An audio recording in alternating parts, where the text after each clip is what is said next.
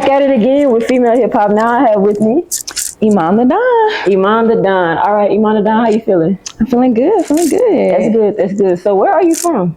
So I was born in New Orleans, moved to Dallas. Now I'm here in Houston. Okay, so how was that growing up in New Orleans? So I wouldn't say I really grew up in New Orleans. I was born in New Orleans. Then I lived in LaPlace. If y'all don't know, that's a little ways out from New Orleans. Mm-hmm. And I moved like right before Katrina. So I really would say I'm more of a Texas baby, but I still hold a lot of New Orleans culture very near and dear to my heart. Okay. Yeah. So what was one of your favorite memories from like being in New Orleans? If you can remember, if you can't, that's fine. I mean, well, I still go back pretty often. Okay. So, I mean, just being with my family really is the best memory. It's just like our slang. Yeah. Nobody, it's like nothing can match our energy. Nothing can match people from home, our food, our music, our dancing. Mm-hmm.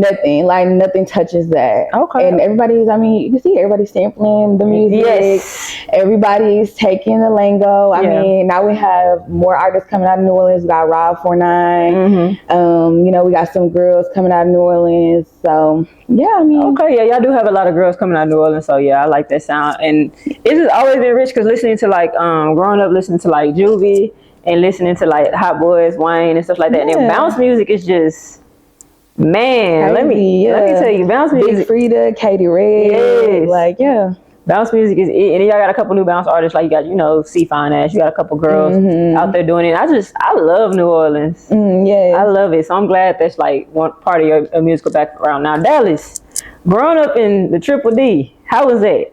Well, I love Dallas. I mean, I feel like now, I mean, I never really had a New Orleans accent, so I definitely have more of a Texas slang and talk about me. I mean, again, Dallas and Texas in general has its own culture, has its own talk about it from zero, being in Houston to Dro and everybody. It's just, I mean, Dallas is different too. So I love it. I mean, I love everywhere that I've been. I feel like I take a piece of everything into my music. Okay. So I feel like when I'm rapping, that's why I always tend to shout out New Orleans and I tend to shout out Dallas and Texas as well because it's a part of me. Both of them are part of me. I like that. So when did you realize, okay, music for me, like I could curate this as part of my lifestyle? I mean, I feel like I've always been musically inclined. I mean, it's been a part of my culture. Like, since I was a kid, my dad was signed to No Limit in New Orleans in the 90s. So it's just always been a part of me. My mom wrote raps too, so she would be writing. And we always had like studios in my house when I was young. So growing up, I always was like, okay, this is something that I could do. This is something I want to do.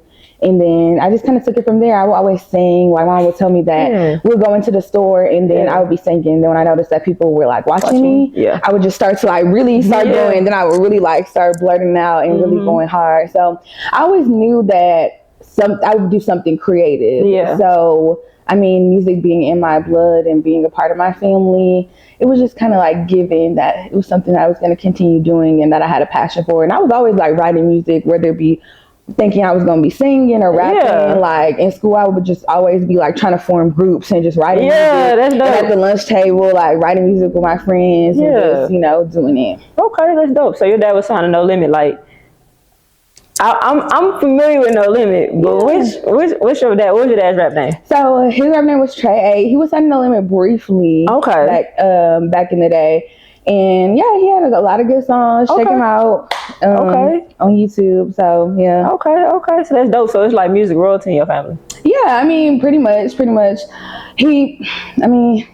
Music speaks for itself. Yeah. So okay, I feel that. Now you're on your own path, making your own music. So how has that been? Like just that journey of making music? I mean, it's been my dad passed away when I was like 12, so it's definitely been a difficult journey, because at that time I was like, okay, this is the path that I'm going to go down, and he kind of knew everything, how to maneuver in the industry, what to do, like how things work.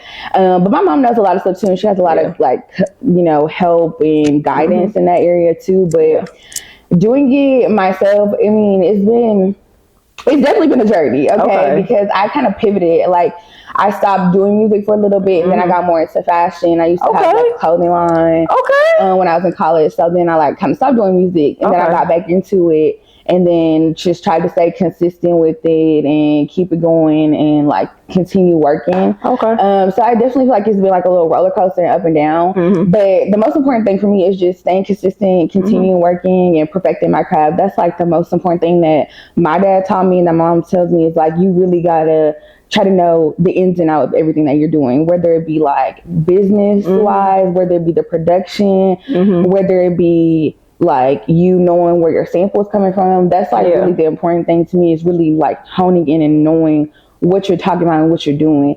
Like, I feel like a lot of times people don't really, like, you may just rap and think like, oh, it's cute or something to do, but like really knowing what you're doing, like going to the studio and being able to like break down, okay, this is where this sample in this song is coming from. This is where this production is coming from. Knowing the ins and outs. Knowing the ins and outs of it. Like, even maybe knowing how, if you're not want to be a producer, but maybe knowing a little bit about production and what goes into it, or what goes into engineering. You know, that's something that my dad was telling me, like, you should know how to do all this stuff. Like, you know, you should know about the business side of it too. You should know about the marketing side of it. So I got you. A lot. I mean, it's a lot to learn because it's just a crazy industry, but it's definitely something that I'm trying to do. Yeah, and it's worth learning because, like, I think a lot of people, and I think that's like kind of what's wrong with the industry right now. Nobody's developing. Right. Like, you're actually, what I'm hearing is like you're trying to develop in the industry of music and just know what to do instead of just hopping to the studio and be like, yeah, we live on the booth. Right. Which is still cool because, you know, the wildness is respected, but it needs to get better and better each year, each tape that you drop. Exactly. Yes, I like that. So developing yourself as an artist, that's dope. So I heard you said you like have acting classes too. So then you had a fashion clothing line. I want to say fashion line because I don't want to say clothing line. That waters it down. So you had a fashion line too. Yeah. So like, what made you want to like jump into different lanes?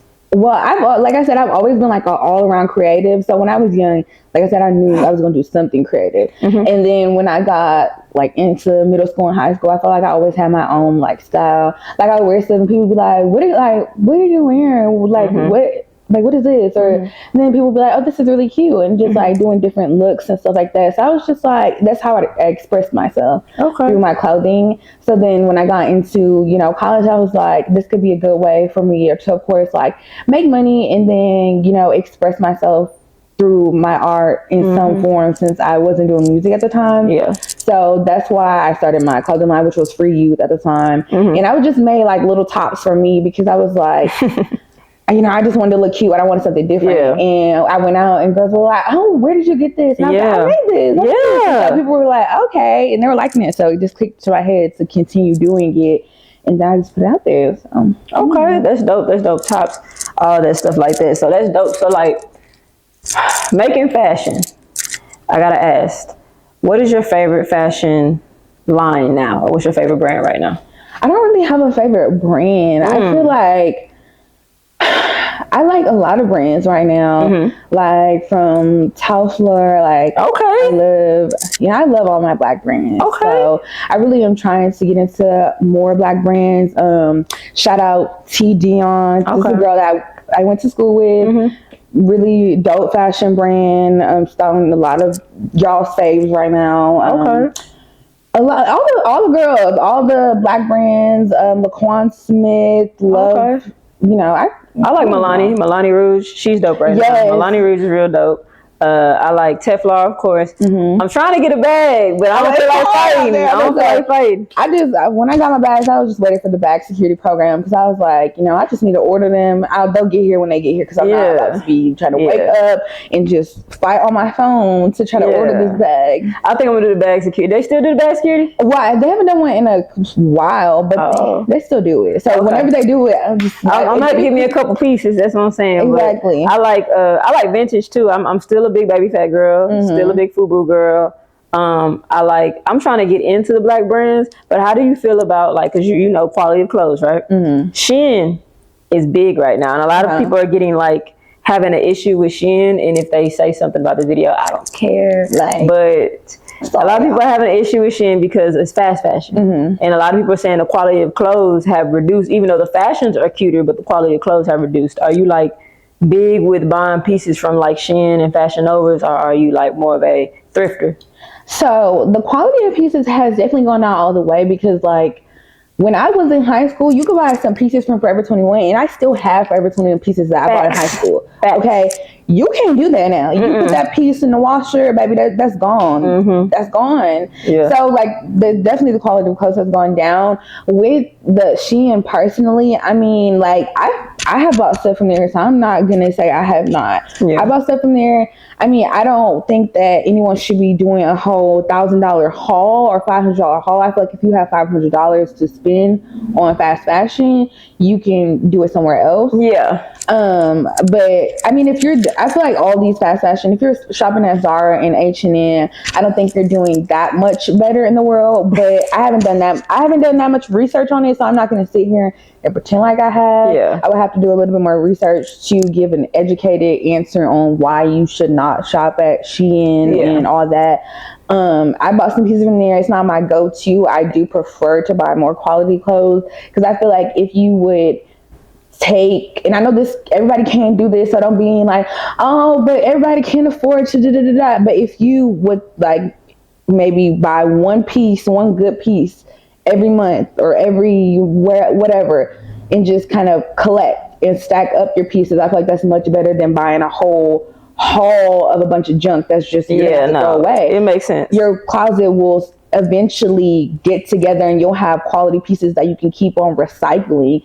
I think people get into the habit of thinking that they have to have something new to wear every week. Every time they go somewhere, they have to have a whole brand new outfit. Yeah, no, you're right. Like, you don't have to do that. If you just stack up quality pieces, you can. Rihanna is one of the best dressed girls out here, and she wears her pieces again and again. Yeah. So you don't have to just be in a new outfit every single time people see you. Yeah. If you have good pieces that last, you know, you can continue to wear them. Yeah, no, I get you, because like that's how I am too. Like I ain't gonna lie, I shop on Shein because I like quick pieces. Yeah. But I don't do big hauls like every week. I'll probably do a seasonal haul. So I grew up shopping seasonal, it's old school. So I'll go on Shein like in the summertime. Right around May, I'm gonna go on Shein. I'm gonna go thrifting. I might do a little bit of local boutiques. Go around and see what they got. The black-owned local boutiques. That's how I support my black business with clothing. Go to those girls, buy some clothes from them, and then I'll wait. Won't buy nothing else. I won't buy nothing else again until I'll buy more clothes. Maybe like shirts, little pieces, right? For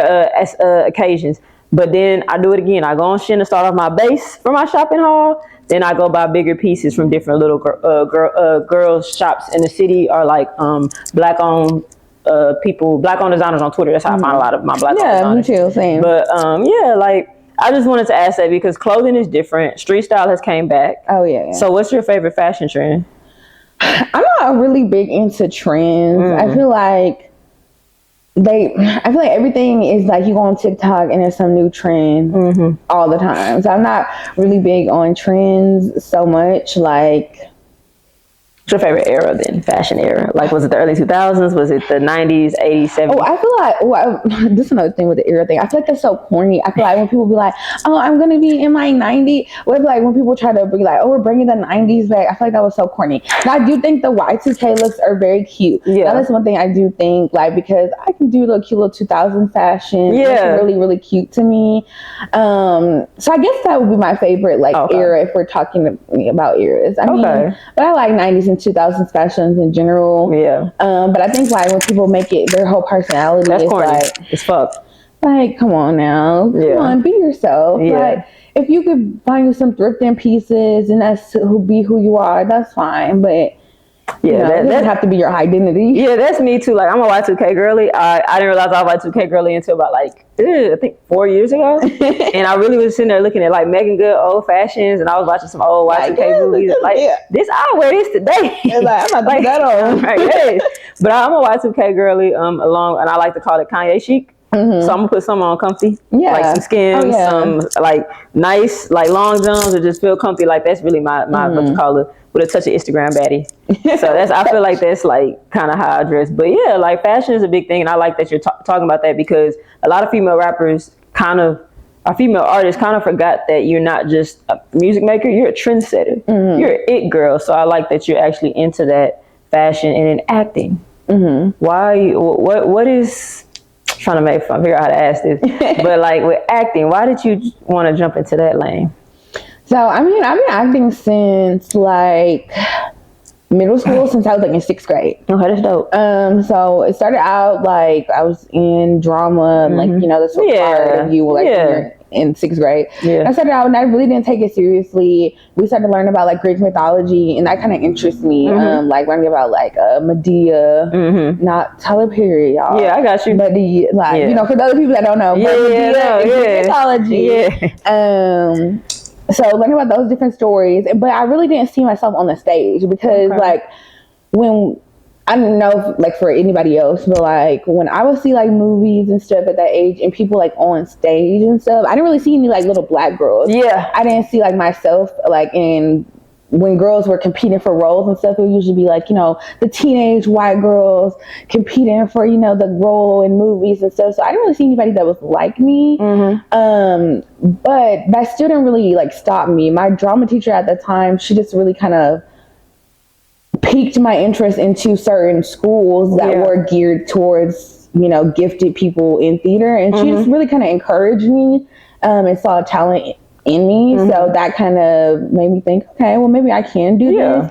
And then I was talking to them in my acting workshop. Like I used to watch a lot of Shirley Temple movies. Yeah. And Shirley Temple was a girl that would sing, dance, and act, which is something that I was doing at the time too, was dancing and stuff. So I was like, well, this little girl can do this, so I definitely can do this. So that kind of piqued my interest too. And then I just started to continue doing it throughout middle school. Then I got into high school and continued doing it. And then I tried out for like advanced theater, got into that and was able to, continue auditioning. I didn't end up going to college for theater. Even though I got into college for theater, like they were like, okay, you got accepted into the program, but I just went for business. Yeah, understood. But like, I get you. That's just how it ended up working out sometimes. Yeah. But I just still continue with it and like try to keep up with coaching and stuff. So yeah, it's definitely one of my passions. I want to continue doing it. I feel like I want to be like this mogul. Like I feel like I want to be like I was telling my best friend I want to be like a mix of like a Rihanna, like Queen Latifah, Will Smith, like everything. Yeah, combined, I got you. Just like taking everything by storm. Yeah, I like that. It's crazy you said Queen Latifah and Will Smith. They both rap and act. Yeah, exactly. Yeah, and they get into fashion. Queen Latifah has made fashion statements in the early 90s. She did make fashion statements, so I can give you that. I can get that. Yeah, that's dope. So with the acting, there's a lot of like a writer's strike going on. But the good thing about this is that they're fighting for the rights, right? With these major like platforms, Netflix, Paramount, all these major platforms. But you have platforms like Tubi. So how do you feel about like platforms like Tubi? Would you be in a Tubi movie to kind of help jumpstart your acting? Yeah, I feel like absolutely. I feel like as an upcoming creative person, you can't really knock stuff until you get into it, until you really try it. Depending on the right opportunity. Like I feel like if it's just something that doesn't fit what you're trying to do or where you're trying to go, then maybe not. But I would be open to any opportunities. I feel like Tubi is a good opportunity. It's a good platform for people that are up and coming and for creatives in general, whether you're a writer or a producer, actor, actress, to take control of your own work. And I'm down for any platform that allows people to, have control of their work. I'm not too familiar with how Tubi is set up, how they're streaming, stuff gets split. But I know a lot of people, are on there, and I see a lot of independent and produced and unproduced work. So I mean, it looks like it's doing something. So hey, Tubi one of my favorite platforms to watch. I don't even have. I watch a lot of movies on there. I be like, sometimes it be crazy, but hey, it's interesting stuff on there. Okay, I feel that. All right, let's get back into the music. All right, so you had dropped 2 freestyles recently. All right. What made you want to hop on those 2 instrumentals and showcase your skills? Yeah, so actually, I just dropped another one. You just dropped another one? I just dropped another one in Delhi. So I'll check that out. Okay, baby. Now we can talk about that one first because I'm behind. That's on me. I'm sorry. But I feel like, again, I just want to stay consistent. I feel like the key word is consistency, like especially with being an artist. But for me, it's like when I hear, I'm a real big production girl. Like I love good production. So when I hear songs on the radio or just songs in general and I hear like a fire beat and I'm like, ooh, like it's moving me. It don't even have to be about the lyrics. And like I'm like, okay, Okay. Yeah, it just makes me want to, like, if I'm hearing it and I'm like kind of already writing something to it in my head or like rapping to it, then I'm like, okay, I really want to kind of jump on this. Okay. And again, I just want to be more like consistent and continue to put out work. And I feel like doing the freestyles consistently definitely allows me to do that while I build up my music and continue to, you know, write and work on my own songs and stuff like that. I like that. I like that. Y'all check out that new freestyle. Is already on YouTube? It's not on YouTube yet, but it's on SoundCloud and Audio Mac. Okay, bet. SoundCloud, Audio Mac. All right. And now let's get into the projects. Have you dropped a full project yet? No, I have not dropped any EP or anything yet. I feel like I don't want to drop anything prematurely. That's my biggest thing. I don't want to drop anything without building up what I need to build up first. Okay. So, yeah. Okay, so what steps are you taking to build up a platform? Because I understand that, because I noticed that you're big on artist development, and that's important because you don't want to just give us anything and just hope something pop. You want to be strategic about it. So, like, what steps are you doing to, like, kind of build that platform? Right. Well, first, like, for me, it's important to try to work with good producers, have a quality sound, and really, like, I'm honing in on trying to make sure I'm having the right sound for me and what I want to put out there.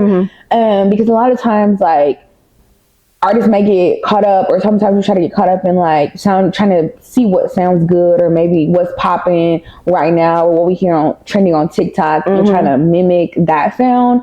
But I really want to try to see, okay, this is my sound. This is what identifies with me and what separates me from what sounds like everything else. So doing that first, I think, is important for me. Like I said, finding the right production and, you know, going from there and doing more shows and building a fan base. I feel like it's really important to have a solid fan base before you start just trying to release EPs and albums, because it's like, you can release it, but if nobody's really listening to it, it's like, what did you do it for? You know, you need to build that momentum up, so when you do release it, it does what you need it to do. So, I got you. So you have singles out. You don't want to drop an EP yet because you're strategic. But if you had to name an EP right now, I had to pick a name for EP right now, what would you name it? So it's funny because I actually came up with like an EP name a while ago, and it was like, well, no, that was like a couple years ago. It was like rich bitch shit. Okay. But it wasn't like, you know, like stunting like I'm just a rich bitch. It's like just the energy that you give off. It's like you just need to be, you know, it's okay to not, you can be humble as far as like, you don't have to think that you're better than anybody, but the energy that you exude can give like rich bitch energy. Yeah, no, I got you. So yeah, and then I have a song called Rich Bitches, so I'll go check that out. Okay. Too. So yeah. Okay. But I'm really still working on it because I really want to have like everything in place and together, and I want a cohesive like sound on the project that I come up with. Okay. But yeah, so this one, my music is given. If I had to put the songs together on the EP that I have out, that probably would what they'll call it. Okay, rich shit. Okay, I feel that. I like that.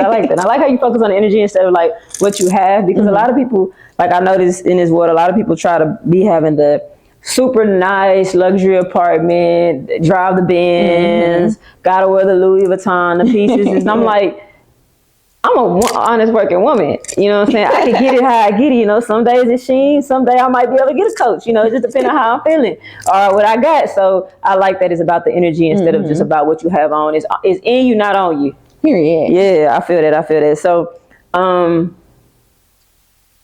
got a couple questions. This is gonna be a little more fun. It's gonna be more just to kind of see like your trivia and your ideas. Top 3 female rappers right now. Your personal top 3 female rappers right now. Okay, so it's gonna give me away. Number one, I have Nicki Minaj. I knew it was coming. Oh my God, nothing wrong with it. I'm a barb. So y'all know I'm a barb. Like I was like, anybody that know me, y'all know I'm a freaking barb. Okay. Right now, okay, because we doing it out right now. Yeah. Okay, current. You can do it of all time too if you want to. Okay, Ooh, that's tricky of all time. That's why I didn't want to ask the all time. Okay, so we just do current. Okay, so right now, okay, Nicki Minaj, because I mean she's just still running shit, so we can say that. Okay, so then number 2, since we're only having 3. Get your hand off the mic. Yeah. Oh, number 2, since we're only having 3. This is a hard one. Yeah, it is. Okay, some girls are Doja. I love Doja Cat. Okay. I really love her. Controversial, but I love her. Yeah, I'm gonna say now because but I love her. The music is there. The music is really great. I love her. And so you got Nicki and Doja. That's 2. So we have Nicki, Doja, and who are we gonna do for number 3? And number 3 will be Megan Thee Stallion. Okay. I love Megan Thee Stallion. Like, and you know, Houston, she's a Texas girl all the way through. Yeah. And her bars are there. She's hot. Yeah. Body's banging. Her body's tea. Yeah. The bars are there. Yeah. And I can't wait for her to drop a new single. So yeah. Yeah, she dropped one with Cardi called Banjos, but I'm ready for her to do that. Yes, I'm ready for her to have her independent single. Yes, because I know I just can't wait for it because she's been on a little hiatus except for the Bongo song with Cardi, which I love. That song was hot. You know, it was giving us a little Latin flavor and a little mix.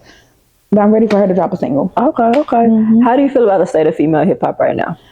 I feel like I love it. I mean, I feel like I love the rap girls that are running things. I feel like there's so much music that you can listen to. If you don't want to listen to one girl say this, you can listen to another girl say something else. I mean, you have so many different options. So I don't think there's anything to really complain about when it comes to women in rap. Yeah, it's not. There's so many options. Yeah, it's not, because one minute I'm Sexy Red, the next minute I might be my girl's Mother Nature, which is like a soul female rap group. So exactly. I would say I might listen to some Baby Mother. Like, there's so many different artists out here. Like, is she still making music? Yes, she is. When she came back, she went on a hiatus for a little bit too. I think she is. Okay, I gotta make sure. I have to double check, but I think she is. I would say I just listening to her music. Yeah, I love Baby Mother. She dope, man. But Baby Mother, you hard.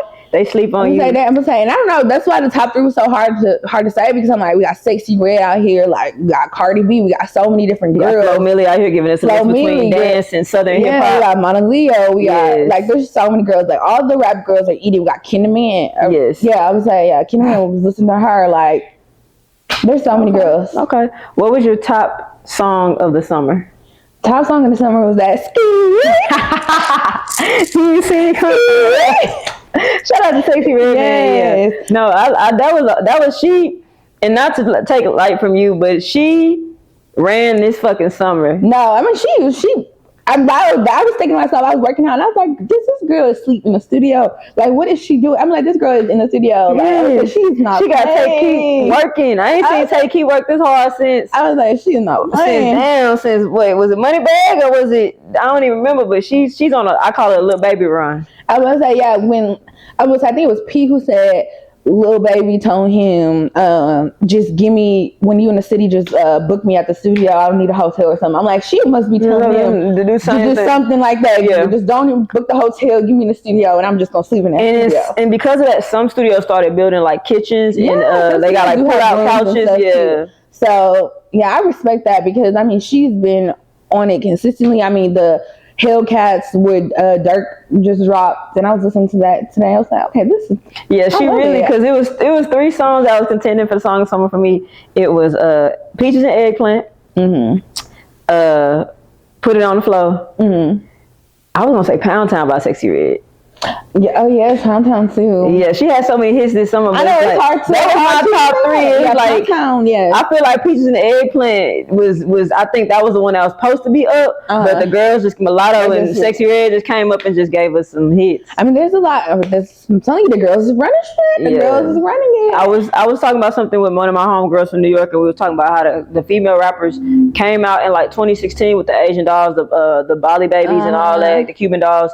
And they just kept their foot on the gas all the way up until now. So it's been like it's about to be, I'm bad on math, let's say 2016, 17, 18, 19, 20, 21, 22, 23. It's a 8-year run. It's about to be a 10-year run. Yeah, the girls are killing it.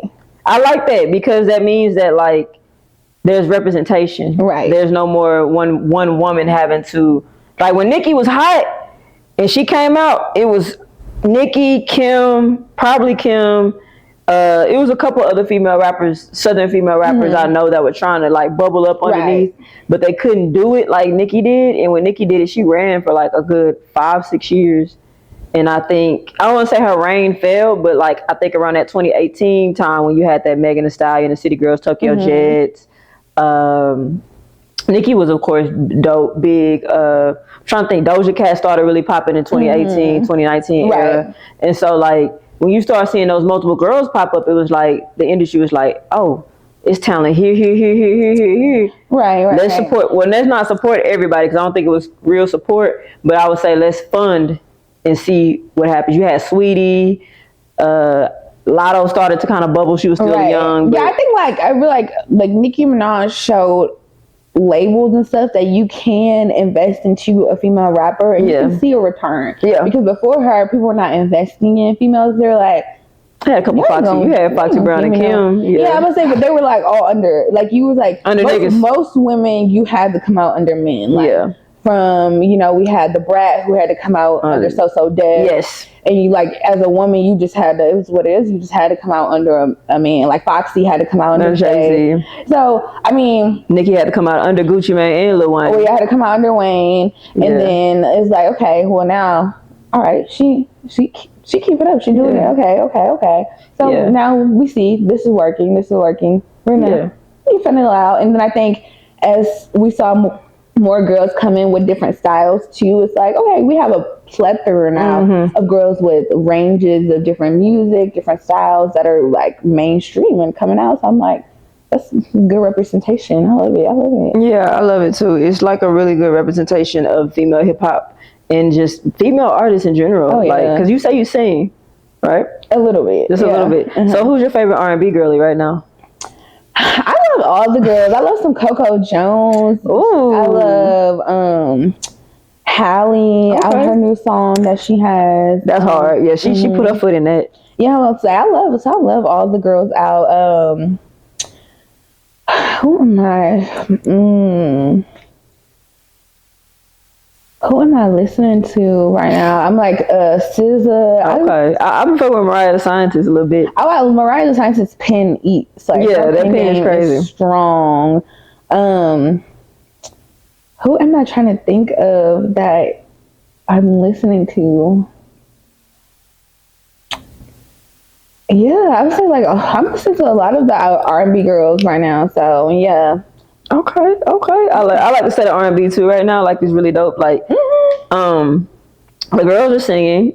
Artist development is coming back with that. Oh yeah. And then people trying to bring back that 2000 sound.